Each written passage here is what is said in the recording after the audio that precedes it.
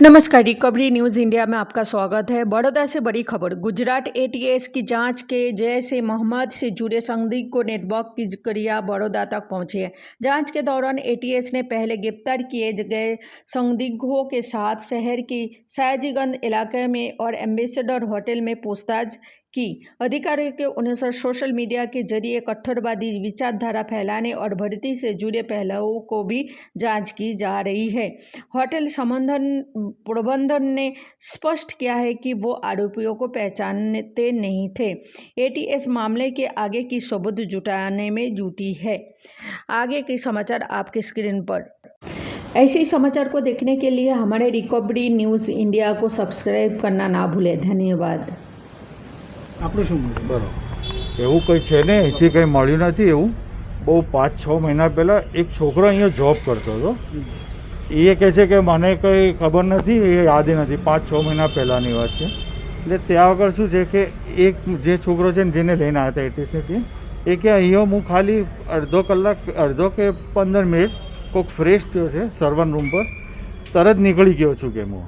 પછી એટીએસની ટીમને અમે લોકો બધા સ્ટાફને બોલાવીને પૂછ્યું કે ભાઈ આમને ઓળખે છે? એને કીધું ના, આમાંથી કોઈને હું આમને ઓળખતો નથી. પછી આપણે પૂછ્યું કે અમને ઓળખે છે કે ના, અને અમે કદી જિંદગીમાં એને જોયો નથી, આ પહેલી વખત એની શકલ જોઈ છે. બસ એટલું જોયું, ચેક કર્યું, બધું કશું મળ્યું નહીં. પછી કે કંઈ છે ને વધારજનક તમારે ત્યાં, પછી જતી રહ્યું. બસ આટલી જ માહિતી છે, એના વગર કંઈ નથી. 5-10 મિનિટમાં તો એટીએસની ટીમે જતી રહી. અહીંયાથી કંઈ પુરાવા કશું મળ્યું નથી. બીજા તમારા કોઈ સ્ટાફને કોઈ એની સગન કોઈ નહીં, કશું બધાને પૂછ્યું, કોઈ છે ને આને કોઈ ઓળખતું નથી, કે આને અમે નથી ઓળખતા કે એને એ નથી ઓળખતા. જે 5 મહિના પહેલાં જે છોકરો જોબ કરતો હતો એને સડનલી છોડી નાખ્યું મેરેજ થયા એટલે. પછી જોબ પર નહીં આવતો, એને પહેલાં રિઝાઇન નાખી દીધી.